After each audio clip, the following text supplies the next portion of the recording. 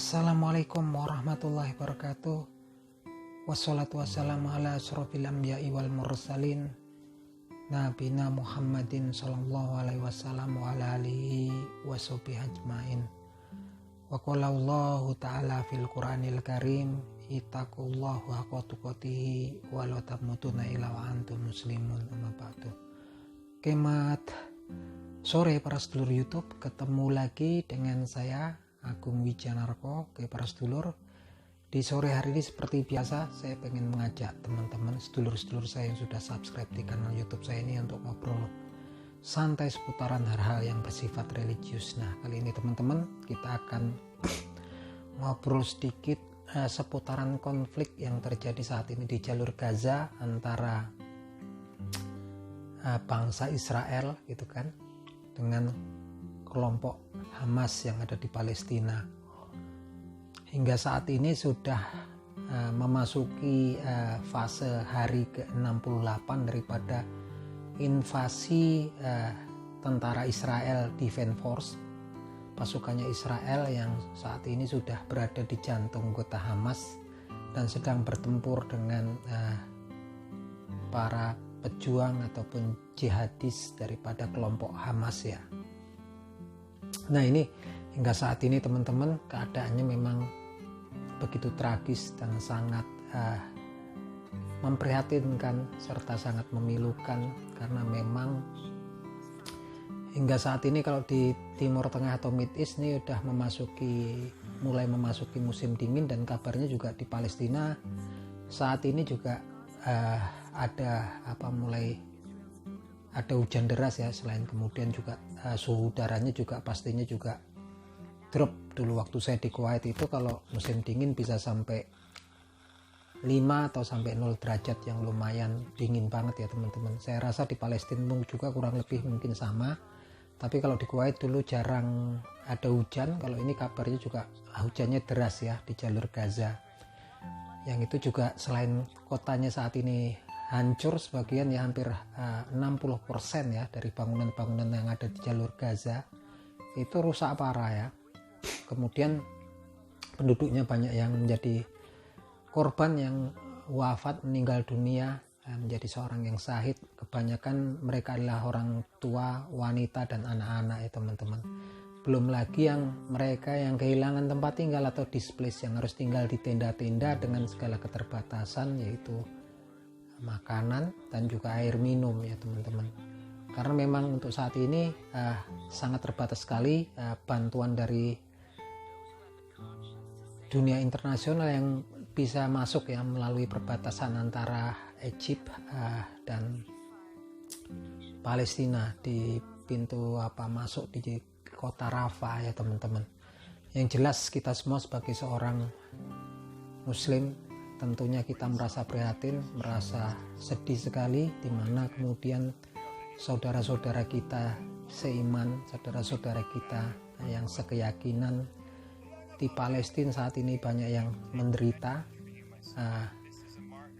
banyak sekali yang mengalami kesedihan yang luar biasa, di mana mereka kehilangan sanak keluarganya, kehilangan tempat tinggal. Jelas sekali ini peristiwa yang memilukan dan sangat tragis teman-teman. Sedangkan kejadian ini sendiri pun masih menimbulkan banyak pro dan kontra ataupun debat perbedaan pendapat atau argumen tentang apa yang menimbulkan kejadian ini ya, yang dimulai dengan peristiwa 7 Oktober di mana para pejuang Hamas melakukan infiltrasi masuk ke wilayah Israel, kemudian melakukan serangan, di mana di situ juga banyak korban sipil ya, korban sipil berupa para wanita dan anak-anak, yang mana sebetulnya juga ini menjadi banyak pertanyaan gitu kan. Apapun alasannya, kalau menurut saya pribadi pun bertanya-tanya, itu suatu tindakan yang tidak bisa dibenarkan. Begitupun dengan tindakan Israel yang saat ini juga merusak dan menyerang warga sipil di Palestina pun suatu tindakan yang biadab dan memang pantas sekali mendapatkan kutukan ya, mendapatkan kondem daripada seluruh bangsa. Even itu memang berlainan keyakinan dengan kita, seluruh bangsa di dunia mengutuk tindakan Israel hingga saat ini. Begitupun juga tindakan US atau Amerika Serikat yang kemarin melakukan veto terhadap resolusi PBB untuk memaksa Israel untuk melakukan ceasefire ataupun gencatan senjata.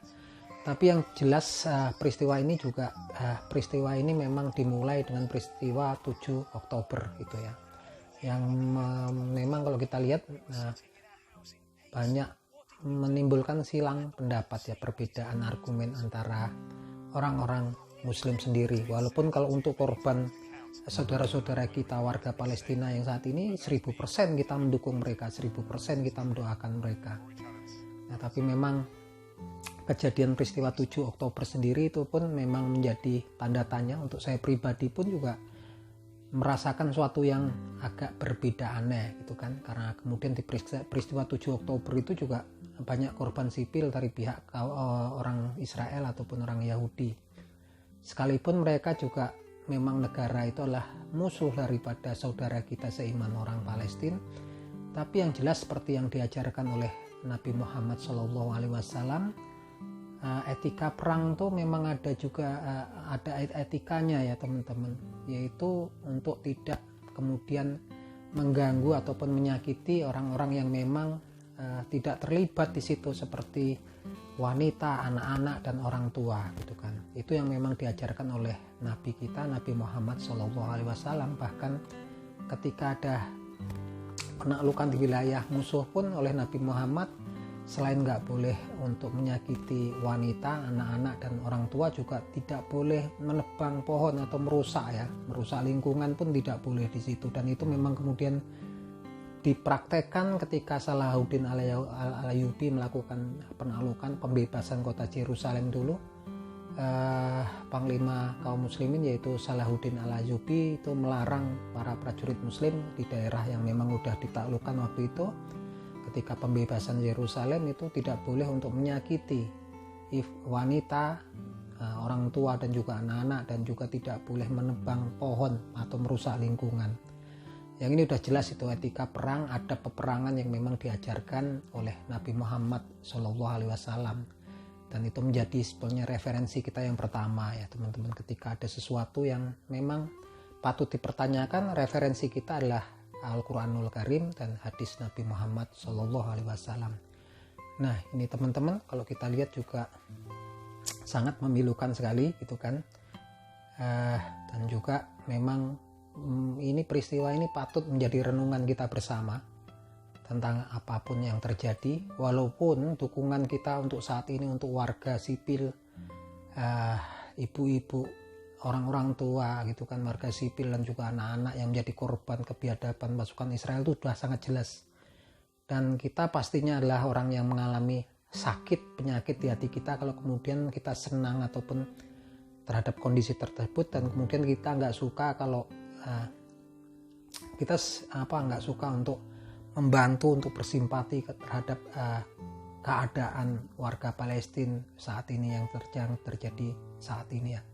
Semoga mereka diberi ketabahan hidup dan ketabahan dalam menjalani cobaan ini dan mendapatkan jalan keluar dan bantuan dari Allah Subhanahu wa taala. Kita yang dari jauh biasanya berusaha untuk membantu kalaupun bisa, dan nggak lupa pastinya juga dengan doa kepada Allah Subhanahu wa taala. Dan ini merupakan kejadian, merupakan ujian bagi kita umat muslim, karena memang udah ditakdirkan oleh Allah Subhanahu wa taala sendiri ya di surat Israel di ayat 4 ya. Yaitu yang bunyinya sebagai berikut: Bismillahirrahmanirrahim. Wa qadaina ila bani Israila wa qadaina ila bani Israila la tufsiduna fil ardi marratain wala ta'luna uluwan kabiro. Bahwasanya nanti di situ dikatakan sebagai berikut: dengan nama Allah Subhanahu wa taala yang Maha Pengasih lagi Maha Penyayang, sungguh telah aku tetapkan pada bangsa Bani Israel, mereka akan melakukan di dalam kitabku kan, Waqadaina fil kitabil ila bani Israila la tufsiduna fil ardi marratain wala ta'luna uluwan kabiro. Telah aku tetapkan, kata Allah Subhanahu wa taala, telah aku tetapkan di dalam kitabku pada Bani Israel, bahwasanya mereka nanti akan membuat kerusakan di muka bumi ini 2 kali ya. Dan mereka akan datang dengan kesombongan yang sangat besar. Nah ini memang dulu dikatakan bahwasanya mereka pernah sering melakukan pembunuhan dari banyak sahabat Nabi ya, melakukan perjanjian memerangi Nabi Muhammad SAW ketika berada di Madinah itu kan. Mereka ketika berdamai dengan Nabi Muhammad SAW dan kaum muslimin waktu itu juga mereka mengingkari janjinya, sehingga kemudian Nabi Muhammad SAW memerangi ya waktu itu kaum Yahudi atau Bani Israel dari Bani Quraidah. Waktu itu kemudian mereka dikepung, dihancurkan dan diusir dari kota Madinah. Itu kemungkinan besar kerusakan yang pertama di situ, dan mereka mendapatkan pengusiran ya dari hamba-hamba Allah yang perkasa ya gitu kan, yang memang kuat gitu kan. Dan mereka ditakdirkan oleh Allah Subhanahu wa taala, dikatakan di surat Al-Isra tersebut mereka akan melakukan kerusakan yang kedua kalinya di muka bumi.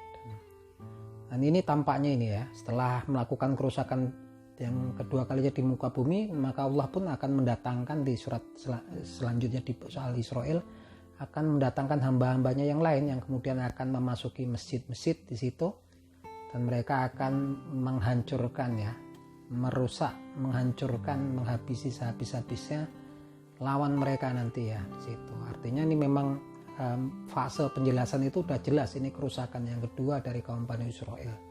Terlepas dari itu teman-teman, apapun yang terjadi, yang jelas peristiwa 7 Desember 2023 kemarin yang merupakan pemantik awal timbulnya perseteruan ini, itu masih menjadi silang pendapat. Yang di sini kalau kita lihat, saya pun sendiri juga bertanya-tanya dalam hati-hati kecil kita, karena memang peristiwa itu juga enggak sepertinya kalau kita cocok-cocokkan dengan sejarah, kaum muslimin sendiri juga menimbulkan tanda tanya yang besar. Nah untuk itu teman-teman, saya ngajak teman-teman nanti untuk dengar salah satu pendapat pendapat dari salah seorang ulama dari Saudi Arabia, yaitu Syekh Ibrahim Muhaimid, yang memberikan pendapatnya ya, argumennya terhadap kejadian tersebut ya. Insya Allah bisa menjadi referensi dan renungan kita ya, walaupun kalau untuk para korban perang di Palestina sekarang, kita memang 1000% akan selalu berusaha mendoakan dan membantu mereka semampu kita teman-teman. Oke teman-teman, kita sekarang coba nanti kita lihat, kita simak khotbah ceramah dari Syekh Ibrahim Muhaimid. kita lihat. يكون الجهاد تستباح البيضات وتنتهك الأعراض وتقهر قلوب صدور المؤمنين، هذا ليس بجهاد، هذا جهاد في سبيل الشيطان. ولا يغركم اليوم التطبيل لما يحصل في فلسطين. أولا، الذي لا يحب انتصار المسلمين في فلسطين على إخوة القردة والخنازير فليراجع إيمانه، فإن في إيمانه خلل وعقل، في إيمانه خلل. والذي يقول أن الذي حصل في فلسطين اليوم انتصار فليراجع عقله، فإن فيه خلل. أي انتصار هذا؟ على أي انتصار يا جماعة يتكلمون؟ لا تزايد علينا أن اليوم في إرهاب في وسائل التواصل الاجتماعي، في المجالس، أنت ما تحب، أنت مرجي، أنت مهبط، أنت رويدك حنينك حنيتك علينا. القضية ليست قضية رفع صوت، القضية أدلة شرعية يحتكم فيها. يقول الشيخ الإسلام ابن تيمية: القتال الذي لا يحقق مقصوده الشرعي هو قتال فتنة. قتال فتنة. الآن ما الذي استفاده المسلمين من 7 أكتوبر؟ أنا أقول لكم الذي استفادوا: قتل 15,000 مسلم، ثلثينهم من الأطفال والنساء. 1. 2. 60% من المباني هدمت فوق رؤوسها، وإلى الآن أناس تحت الأنقاض. 3 نصف غزة بعد أن كانت تحت أقدام المسلمين دنسها اليهود، إخوة القردة والخنازير، والنصف الثاني في الطريق. تقول لي الآن فرضوا شروطهم وطلبوا إطلاق 100 أسير، خلي يطلقون 1000 أسير. في هذه العملية 7000 أسير الآن من هذه العملية. كيف تطلق يا جماعة؟ كيف تطلق تساهم في إطلاق 100 أسير وفي الحرب كلفتك 7000 أسير؟ بل والله وبالله وتالله لأن يبقى 10,000 أسير من إخواننا في فلسطين في السجون ولا يقتل مسلم واحد. صحيح ولا مو صحيح؟ وين العقل؟ اليوم يمارس نوع من الإرهاب. يتكلم بهذا الكلام هؤلاء مخذلة، هؤلاء والله سوف يعرف الناصحون المسلمون يوما أن الناصحين من قالوا أن هذا قتال فتنة، أن هذا قتال فتنة وليس قتال شرعي. كما يوم جاءت أحداث الربيع العربي طبلوا وزمروا، وهذه بداية الخلافة، نهايتها سوف تكون الخلافة، وانتهت أحداث الربيع العربي. هل رأينا خلافة ولا رأينا قتل وهدم وسلم؟ انظر أحوال ليبيا، انظر أحوال مصر، انظر أحوال تونس. هل استفادوا الناس لما كانوا يقولون أن هذه الثورات لا تأتي بخير؟ كانوا يقولون انظروا مرجعة الحكام على ماء السلاطين، المداخل الجامية الكذا، وأثبت الحدث. يقسم واحد من الدعاة والله أن نهاية أحداث الربيع العربي إقامة دولة الخلافة. والله ما Oke, teman-teman, itu tadi penjelasan sekilas daripada Syekh Ibrahim Al-Muhaimid dari Saudi Arabia, seorang ulama besar dari Saudi Arabia, tentang peristiwa yang terjadi seputaran peristiwa yang terjadi dimulai dari peristiwa 7 Oktober 2023 dan kemudian sampai terjadinya konflik yang sedang berjalan hingga saat ini. Dan ini saya bikin obrolan ini hanya sekedar sebagai referensi alternatif ataupun sebagai bahan renungan kita sebagai seorang muslim yang berusaha mencari sesuatu yang baik dan jalan yang benar ya teman-teman, dari berbagai banyak kelompok aliran ataupun keyakinan dan kelompok-kelompok golongan-golongan tertentu dalam kaum muslimin. Tapi yang jelas sikap kita satu dalam menanggapi korban daripada kekejaman Zionis Israel saat ini. Kita mendukung mereka 1000%. Kita mendoakan mereka agar peristiwa ini segera selesai ya teman-teman. Dan ini saya bikin bahasan ini bukan bermaksud untuk mendiskreditkan kelompok ataupun golongan tertentu ataupun orang-orang tertentu yang tentunya mereka memiliki keberanian, mereka memiliki keyakinan berdasarkan keyakinan mereka ya. Yang jelas ini sebagai bahan renungan, sebagai bahan referensi alternatif buat kita yang memang bertanya-tanya tentang banyak hal yang terjadi saat ini di dunia Islam ya, di dunia kaum muslimin. Oke, gitu teman-teman. Akhir kata, wabillahi taufiq wal hidayah. Wassalamualaikum warahmatullahi wabarakatuh. Ya, assalamualaikum.